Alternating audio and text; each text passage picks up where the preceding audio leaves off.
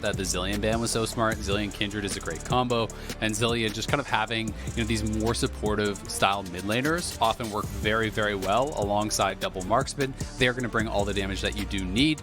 Bjergsen obviously going to be playing more that assassin style. LeBlanc can zero out a lot of these champions. Really, it's only going to be Kumo who's going to be kind of tanky enough that you don't have to be as afraid of the LeBlanc.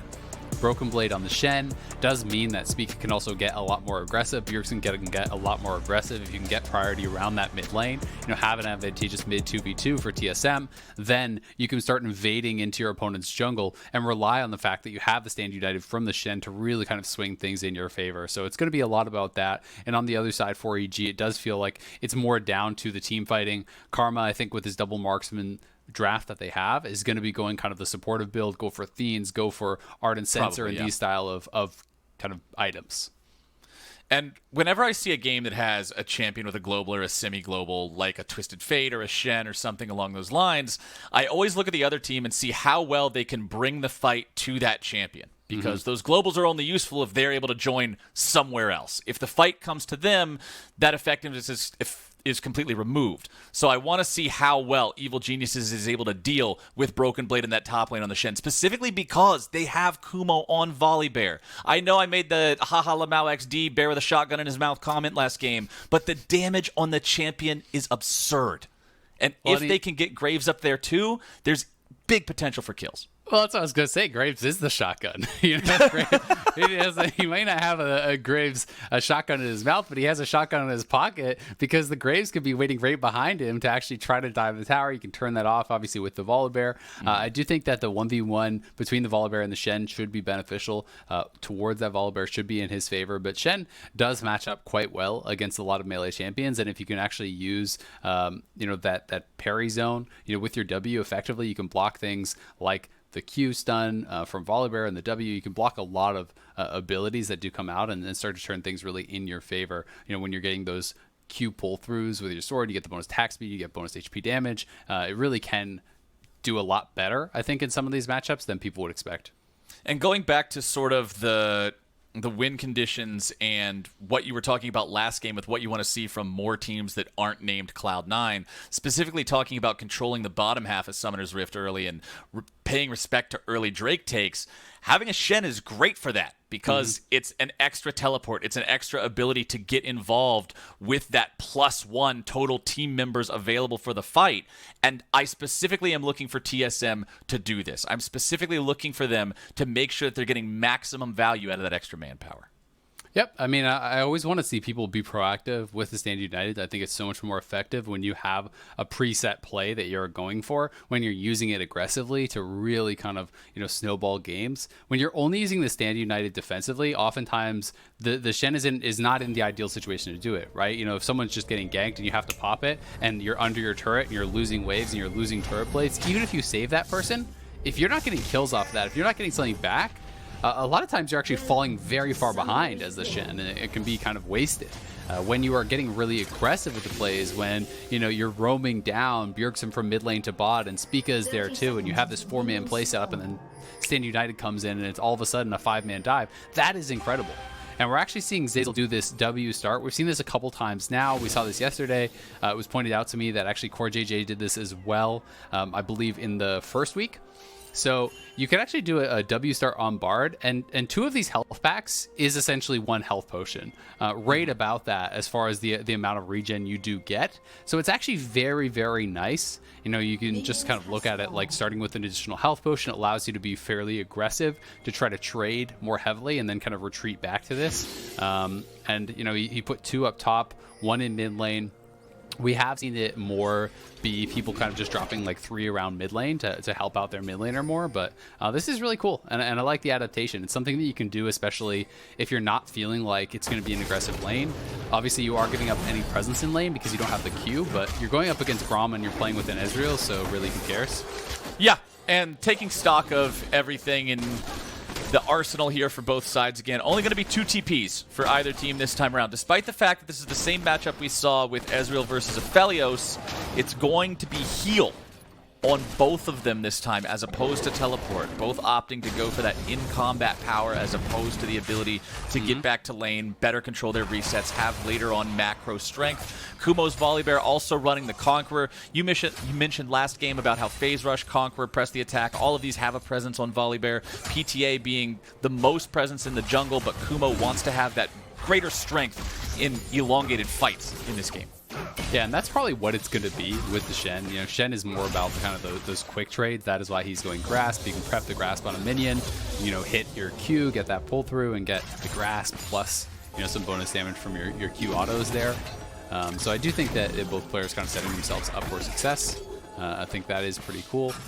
And, you know, I think part of the reason that we're seeing heal here, for Bang, you're going up against the LeBlanc, right? And LeBlanc has that opportunity to just 100 to 0 marksman specifically very, very easily. So I think Bang, it's less about the lane and more about the fact that he has to be worried about just getting one shot by Bjergsen later on.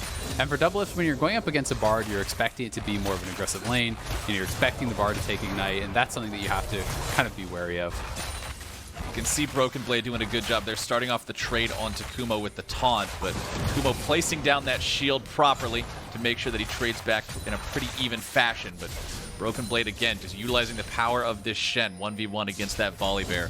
Mid lane, you can see Svenskeren walking up here just to make sure if a gank was coming, he would have been there to shadow it. But now as soon as those Scuttle Crabs are spawning, he's able to move over to his. It looks like the Kindred mark spawned on the top side crab. So Spica flipped the coin. It came up tails. Unlucky he doesn't get the first mark here by taking the bottom side crab. He might not even be able to take this. Jiizuke contesting. Okay. Good job there by Spica to make sure he secures. Yeah, very well done. You know, utilizing the third hit on the E there to get the execute and make sure that he did actually secure that. It's always so frustrating if you lose that, you know, to a mid laner who's roaming down. We've all been there, but thankfully for Spica, his mental has been protected. Nice little binding though on a Doublelift, and it's a good trade by EG. Good stuff there. They take a little bit of damage on the back end because whenever Aphelios has the sniper rifle ready to go, you can always end up taking a little bit more damage than you expected just because of the incredible range if he manages to mark you with it. But honestly, not a big problem here for EG. Not only does Bard mean you can go aggressive in the lane, he means you're also going to have that regeneration through those health tags you were discussing back at level 1. Binding's going to hit Doublelift there, but nothing to stun him with. Svenskeren will make his way down into the bottom lane. That's a 200 HP Doublelift. Svenskeren's walking up, but he cannot find the damage onto the TSM 80 carry in time. Bang shifting forward, trying to find the chance there for the Mystic shot, but does not have the angle. Still, good trade. I mean, you trade both the summoners off of Zeyzal for both the summoners on Doublelift. And remember, you know, there's no TP. So they're not only going to lose those summoners, he's actually going to lose all of his farm. He's going to lose, I would think, at least one turret play. And they're trying to be even more annoying and keep delaying his base. So Zeyzal, you know, does force him to stop that recall again because he didn't want to risk getting bound up. So it's going to be 2 to 3 waves lost there. By Doublelift. He lost the turret blade, and a very successful gank is going to lead right into this Dragon Tail. And that's an early Drake. What we were talking about in game number 1, the clock is barely past 5 minutes, and Evil Geniuses have found their opportunity through good pressure on the bottom lane to take this uncontested. Nobody from TSM is going to go anywhere near it. There we go. Smite comes down just to make sure and gets Svenskeren out of there faster. Good stuff from EG early on. Yeah, they're looking good. And to take a little bit of time to talk about this Bard, we've been seeing more Bard. And I have seen a number of questions about Bard, you know, why people are going Guardian, why people are doing these builds. You know, I've heard a lot of people talking about the fact that it's like, oh, well, don't you need Spell Feast or Mana Regen? But one of the reasons that Bard is actually seeing more pro plays is you can go these more defensive builds with Relic Shield, with Guardian, and actually just rely more heavily on picking up Meeps for Mana Regen, as Zeyzal will have to, Portal out of here. But it allows you to be a lot tankier. It's not as high risk, high reward as kind of those full damage style builds. People in the LCS have just been rushing towards a Deadman straight up. You can also do Athenes into Deadmans to kind of play more of that supportive role. But it allows you to have a lot of the playmaking and still be consistent. Speaking of playmaking, Svenskeren jumping in onto Spica here, who flashes away. Jiizuke trying to move forward here to get some extra damage. Everybody from EG going on a magical journey now to all collapse together here in the river. 4-man squad from EG trying to get themselves away. Svenskeren taken low. Bjergsen doesn't have the damage to finish him off. The rest of TSM cannot close the distance to get in there in time. But this at least gives Spica the opportunity to clear this Scuttle Crab mark, get himself one of those Kindred stacks, and chase Evil Geniuses out. Yeah, that feels really nice. Bjergsen definitely wishing he had Ignite in that situation. Would have been able to kill off Svenskeren, but obviously playing with a TP. Still, nice roam from him. Was able to turn things around, and pretty good use of that parry zone there from Broken Blade to be able to trade back. But, he's not going to be able to win out in these long extended trades. So he is going to be stuck under his turret, a fair bit. And Kumo actually going for that Vamp Scepter right off the bat. I wonder if he's going to go straight into something like a Blade of the Rune King, which is like really heavily focused on that 1v1. Super aggressive, Usually you don't see that. Usually you see things more like Death Dance, Triforce, more kind of the bruisery builds. But I have seen some people focus more on straight up attack speed and going for that 1v1 with things like Blade of the Rune King and Wit's End, which is incredible against tanks if you can have the extended fights. But that being said, you're so squishy when you come to teamfight time, and I still feel like Shen can deal with that, just by going like Sunfire Titanic and just insta-killing waves and just not interacting with you. Right. Play PvE, ignore the enemy champion. It doesn't really matter. Volibear, yes, he has some extra AoE clear potential when he stacks up the passive and the lightning's able to chain to nearby targets, but it's not enough that he's ever going to be able to out-pressure, like you say, Sunfire Titanic Shen. That's just insta-give the wave. There's no real opportunity to do anything, and you're not going to 100 to 0 Sunfire Titanic Shen. So top side, it's Spica showing up, potentially to make a move on to Kumo. We'll see if Broken Blade can land the taunt. That's how they would have to start this one off. Bjergsen roaming up. It looks like TSM are deciding not to go for this after all, instead going for the Rift Herald.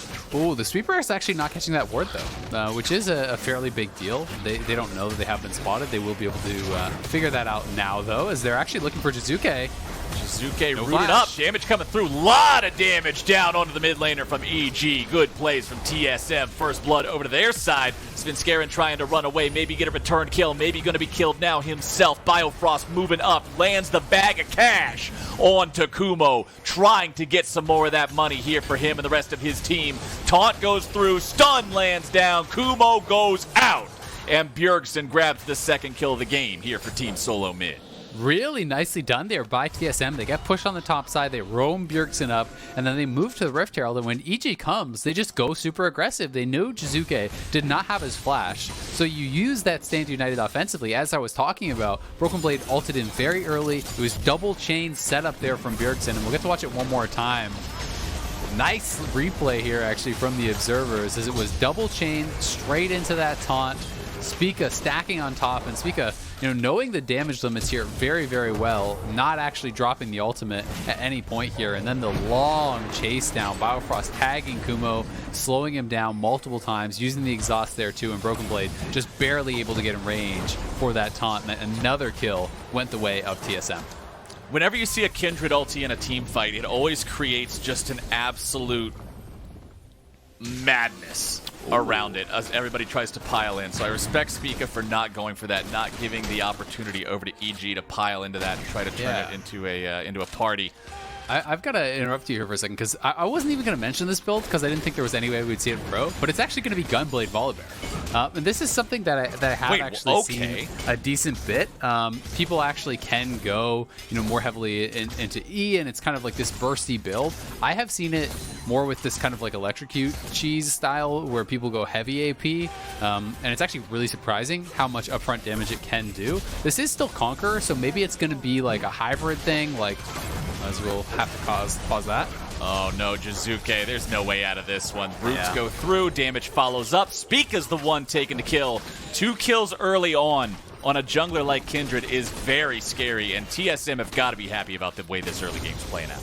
Yeah, I mean, he has the early warrior. They're going to actually turn this into a dragon. Svenskeren could try to steal it, but I think it might be a little bit ill-advised. Bjergsen is roaming down. Spica has his ultimate if he needs it. Zeyzal's here, but Spica with a good smite, making sure they don't give that objective away. That means TSM are evening up this Drake count, not allowing EG to continue stacking those. It will be a Mountain Soul again this game. TSM making sure they don't give EG any opportunities back in after getting these early picks. I mean, TSM is honestly looking really good. They have a solid draft. They're playing this out very well. But EG obviously is going to have a really strong team fight with his double marksman plus Karma. That's more what they're building for. Yes, Jiizuke is getting picked on. He's died twice now, but does have the early Athenes, and will still be very useful as kind of this extra powerful support. Right. If you were going to fall behind, on a mid laner, you would want it to be something that's more of a supportive role as opposed to if Jiizuke was LeBlanc and he's 0-2 and he's not really having much presence in the game, it's much worse than if he is the Karma, right? Because he can still use the shields, because he can still help everybody else out. Bard ulti finds its way onto Doublelift, but using the heal to sidestep away from the follow-up stun means he's going to be just fine. Zeyzal disengaging there with a magical journey. No mana left on Bang or Zeyzal, really. Maybe enough for one more spell from either one of them. Kumo could be in danger up here. Spica hovering around just in case Svenskeren tries to make some sort of a move. Kumo jumping forward. There's your taunt coming out from Broken Blade. Spica shows up. Bear. Oh, man, he jumps away. He uses the ulti to get the bonus health and stay alive with 100 HP. Yeah, I think Spica actually could have flashed for the final auto. You know, maybe didn't want to try to overcommit and risk it getting turned around, but I think he could have actually gone for that there. Either way, they still do push Volibear out of lane. He doesn't have TP, so this is going to be nice for Shen. Will allow Spica time to actually start up this Rift Herald, but Zeyzal has roamed first. You can see that Biofrost is moving, so TSM is looking to grab another Rift Herald here and continue to pick up these neutral objectives. This would be, you know, a pretty quick Rift Herald. To be able to grab it before those plates. Did they actually ever go back and finish that first one, or is this still the first one? This is still the first. Still the first one. Okay. So either way, they could try to drop it, you know, in the next 50 seconds and try to get some turret plate gold if they want. Let's see if they have the chance to do so. It is on Spica's Kindred. You can see him moving into the mid lane. Now, a lot of on my way pings showing up, so that could be the plan here for TSM. Try to rush this down, get that turret plate money. 35 seconds left to potentially do that. Looks like, nope, Spica's going home. They're opting to save the Rift Herald and use it in a situation where they feel like they can get maximum value towards actually destroying a turret instead of going for the immediate payday of turret plate money. I've got to say, I don't love that. I just think that it's like, it's not guaranteed that you get a full turret anyway. You know, why not just knock that turret incredibly low? It was already had a plate knocked off of it. You know, you could probably just, with your own damage, get one plate off, drop that, and then at worst, that turret is incredibly low and you got, you know, all of that turret plate gold guaranteed. You know, a couple plates can be basically a kill. So, don't love the decision, but we'll see if they can get something more with it later on. Kumos with that Gunblade completed. Now, I'm going to be watching this, Ezreal, because I want to see how successful this Volibear build is. Because it is one of those things that, when even just saying the words Gunblade Volibear, it makes me feel like solo queue.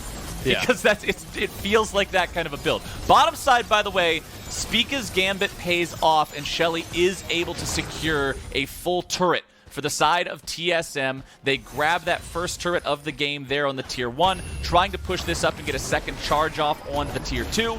Shelly goes forward. There we go. They aren't going to stick around and try to make any more of a push out of it, but they will be happy with what they got.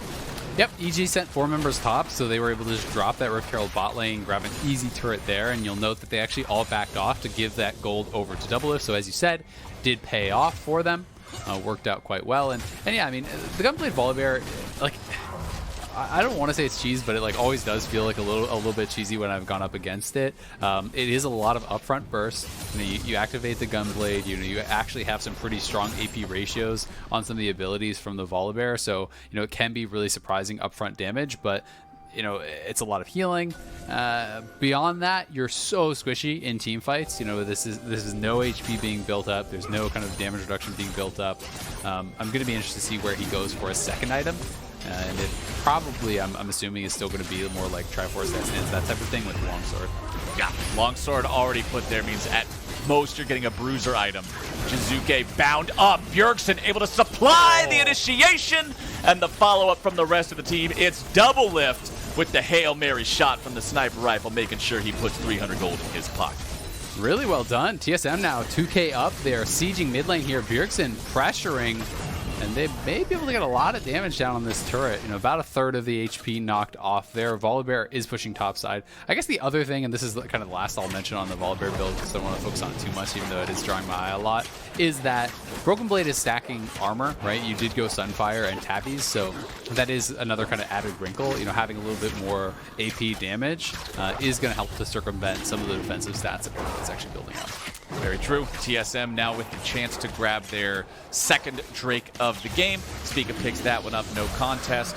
Nobody wanting to walk down there and deal with that. Nobody getting out of the top side either, as Kumo gets himself killed off by the combined power of the TSM solo lanes. Zeyzal now trying to run away, trying to protect Svenskeren, but it will not do a damn thing.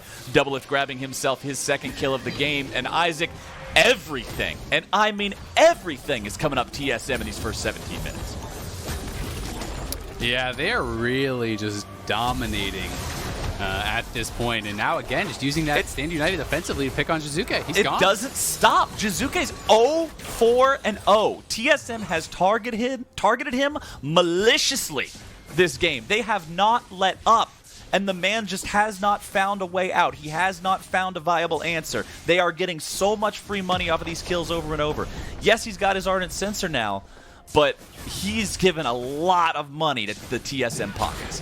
I mean, this is the TSM that fans were expecting to see, that people wanted to see. You know, it's the gang is getting back together. Doublelift's back on TSM. Biofrost back. They're gonna win. The reunion and tour. Then and then they kind of came out of the gates pretty flat. But they are honestly just running over EG at this point. And yes, EG still does have some strength. You know, some win conditions later on. But it's like the Volibear build, you know, is not going to provide much of a frontliner. So you essentially don't have a frontliner anymore, and you're falling very, very far behind. You know, there are ways that they can definitely win, but TSM has really good scaling. They have double marksmen that I think both scale better than their counterparts, are ahead of their counterparts, and you know, really, really kind of strong side lane pressure with this Shen, who is constantly stand uniting over to Bjergsen and helping to find plays and pickoffs. So I do think that EG is in a really, really tough spot. Yeah, Broken Blade using that stand united so well this game, just getting involved and helping set the team up for success. Zeyzal bang Jiizuke all mid here, trying to get this tier 1 turret away from TSM, get some gold, even this up a little bit with these structures, but TSM will defend it long enough to prevent that from happening.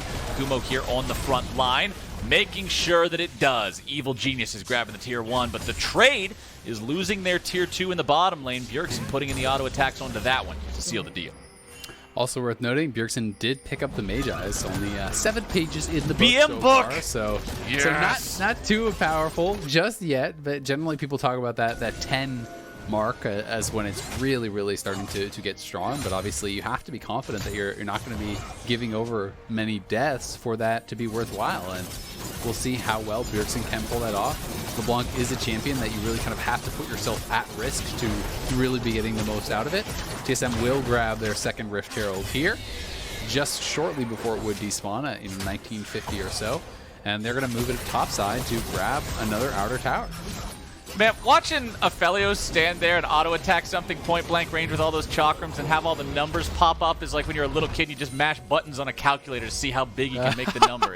It looks ridiculous just watching them have all those numbers just puke all over the screen, but they do manage to secure that second Shelly right before it would have despawned. They're going to have 3.5 minutes to use that one wherever they want to use it. Spica, once again, the man who's got that one secured, also has Black Cleaver fully completed here on the Kindred. A tankier Kindred build. Sometimes you see Kindreds go full glass cannon, full squishy. This time around, building more of that bruiser type item to make sure that he can jump in and survive a little bit longer before having to drop the Lamb's Respite. But EG are in control over this bottom half of the map right now, and the 4th Drake of the game will be spawning in just over a minute.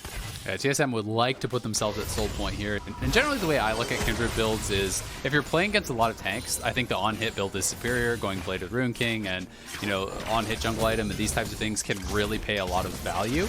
But when you are against squishier members and, you know, burstier members, I do think that the Warrior Black Cleaver build is more effective. And also that 30% CDR is so valuable because your ultimate cooldown is so long. You know, you are pretty spell reliant, you know, with the Q, the W, the E, you're getting a lot of value out of that CDR and going to make sure that you always have your ult available for team fights. Shelly summoned up in mid lane. Ooh, I like that. Good stuff from Zeyzal, immuning the turret with the stasis, preventing the Shelly charge from getting the kill, allowing the team the time to keep it alive, defend it a little bit longer, but it's still going to be taken down anyway, ladies and gentlemen. How many years is it? It's, you all know the answer. 200 years in the mid lane as Doublelift sends him some damage from downtown. 3-0 here on the Aphelios as Broken Blade will scare Kumo away. Bjergsen shows up, forces out the defensive Volibear ulti. That is a big ult to not have available. TSM looking to take down the Baron. Good block onto the Ezreal ulti coming out from Biofrost, who's now nearly killed. Lamb's Respite thrown down. It'll keep Biofrost alive. He wants to stick around and grab the heal, and now TSM are looking for the chance to maybe engage onto Evil Geniuses. No way to stick around and do the Baron. EG will stop that here. I honestly just wish TSM would have gone for the less risky option and actually just gone towards the dragon there. You know, they could have gotten, I think, that mountain dragon pretty much for sure. Instead, they do try to take a big risk, go for that Baron. They are going to get poked off of it pretty easily and likely going to lose the dragon as a result. You can see EG is actually sending some members up, checking on the Baron, trying to clear out some vision. Kumo should be able to finish this off with the help of Zeyzal and Svenskeren, and EG will tie up the dragon count 2-2. Easy stuff there for EG. Happy to have something go their way here in this game. Down 4,500 gold. They needed to have that to not allow TSM to have another potential win condition coming up here soon. Bjergsen with 9 pages in the Medjai's Soul Stealer here at the current moment in time.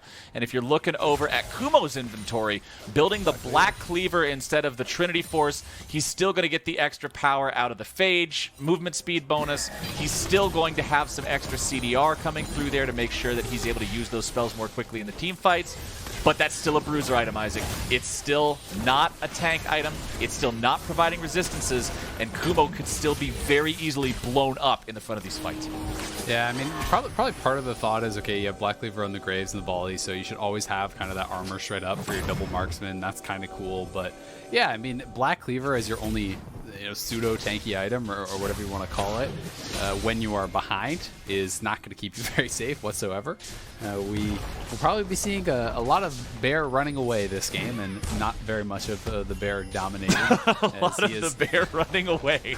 Yeah, I mean, we got to see it in the top lane. You know, you use that Gunblade. It's the best defensive item there is. Just zap him and run away. It's like you turn around and shoot the guy in the foot so he can't chase after you. Well, I've only got one bullet. I better use it wisely. And I mean, it's thematic, right? It's the lightning bear. You got the gunblade. It does a little. Is that the argument we're going for now? Yeah, he built it because it helps him role play and really feel like he's a lightning bear, like he's channeling the storm. Yeah, I mean, maybe he has a macro that like every time he uses his gunblade, it like goes in the all chat and just says zap in all caps, right? Or like maybe zap growl or something. Really get into it. Or if do we have a Volibear emoji like in game? Yes. Yes. Okay, well, if we have a Volibear emoji in game, just make it play that every time you use the gunblade. So then you're letting them know that you're the bear. You're ready to go. The King of Thunder. And EG, they're ready to go. They're trying to find a way back into this game right now. They're trying to find a way back into this game. They're 5,000 gold down, man. They're down 2 turrets. They've got no kills. Nobody on TSM has looked at a black and white screen this entire game, Isaac. Yeah, Nobody. 0 kills, but 1 bear, so that is in their favor. Up 1-0 in the bear count, down everywhere else pretty much. They're down in towers, down in gold, down in kills. They are looking like they're going to have a tough time here. With the double TP, while Ignite is really, really nice early, and obviously still nice late for LeBlanc to have that additional kill threat, playing double TP on your solo laners, it allows them to play 1-3-1 very, very easily. You have the Braum plus double marksman kind of just parked in mid lane, send Shen and LeBlanc out to the side lanes. If LeBlanc ever finds an opportunity, you throw that Shen ult over onto LeBlanc, you turn that 1v1 into a 2v1 against the Volibear. And that's why Kumo is going to have to pretty much show so much respect to Bjergsen. You've got to stay very far away because you could easily just get ganged up on and taken down. Bjergsen's almost got his death cap completed too. This LeBlanc pretty much capable of 100-0ing anybody on the side of Evil Geniuses. Graves is pretty good at stacking up armor with his passive, but magic resistance was taken out of that a while back, so Svenskeren must be very respectful as well if he puts himself in a spot where he's caught out. Zeyzal nearly with the Dead Man's Plate completed, and honestly, the Bard may be the tankiest member on Evil Geniuses at this point in time, which is a pretty concerning piece of information when you look at what they're going to have to be contending with here, with Doublelift on this Aphelios scaling up, with Bjergsen continuing to scale up on the LeBlanc, TSM hiding out in the Pixel Brush here. True Shot Barrage is going to let Evil Geniuses know that TSM is not on the Baron just yet. Yeah, not just yet. How long are they willing to wait in this brush, see if somebody comes and face checks it? Jiizuke throwing the Q into the brush, puts another ward over the wall. We'll see. Svenskeren, you gonna go check it? Nope, okay. Dashing out of the way of the Winter's Bite. TSM can't close the distance. Yeah, and I think now they'll start it. They want to at least get Volibear's TP. You know, this may not be a full commit, but wow, I actually think that's a little bit ill-advised, you know, to just give up the bottom tower for free. I feel like you should at least start it. You don't have to commit, but you just push them back away from the Baron. You clear out the ward. You still have your double pink setup. I always like starting the Baron in that situation, and then if Volibear TPs, you can back it up. But then you have even more of that global advantage because you have double TP on the solo laners. You still have the Stand United. So if Volibear has to commit the teleport, you know, that is such a problem for EG because then they don't really have anyone down there to match. You can also see Broken Blade went that build I was talking about earlier with the Titanic plus the Sunfire. You know, this is just such a comfortable split push build. So even if you lose this theoretical 1v1 where, you know, Conqueror is stacked and Volibear is healing so much with the Gunblade, it doesn't ever have to happen, right? You walk up, you use the Titanic Hydra active, you instantly kill the wave, and you walk away. Volibear is kind of left just watching you go.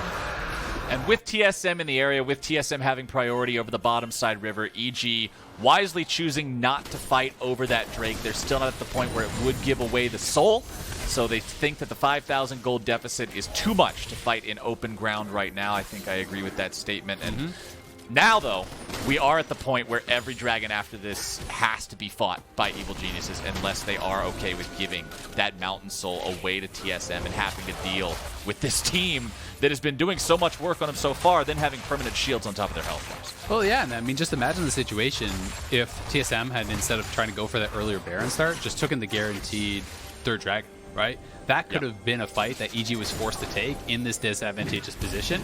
And we'll see if they'll get this pick. No, nothing much happening there. But, you know, they could have already forced that major fight that could get them the win. Instead, because they tried to actually take that Baron, they gave over another dragon to EG. You know, they're giving EG more time to sit back, more time to scale. EG had the option to avoid that dragon fight. TSM now is going to be starting up this Baron. They see Volibear down on the bottom side. They want to get his TP out. They can just basically two-man the Baron here with Aphelios and Broken Blade.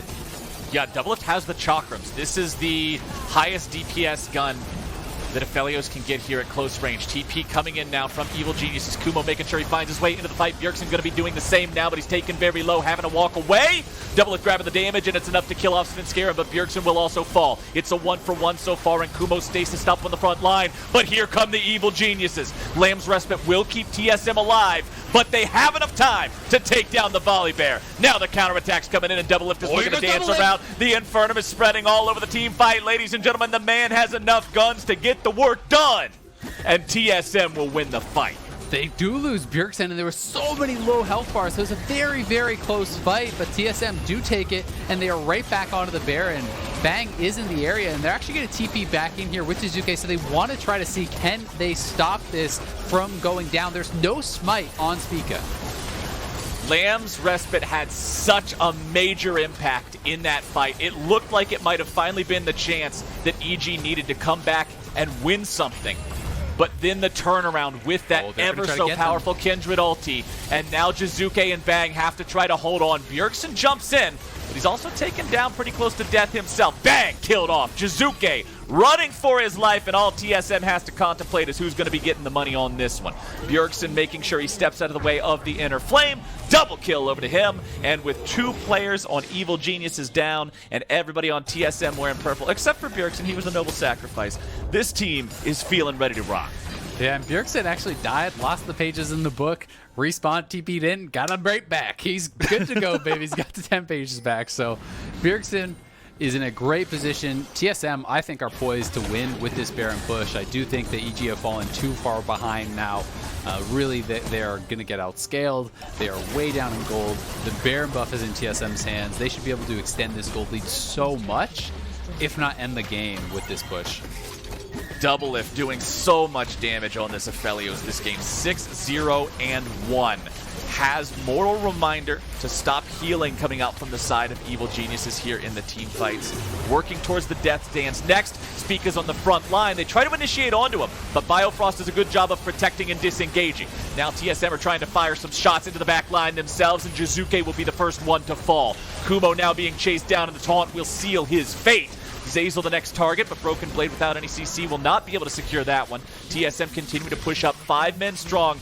Doublelift is out of mana, but you don't need mana when you got the guns locked and loaded. Sniper Rifle and Chakrams ready here. That remember, the Chakrams are what causes so much of the damage.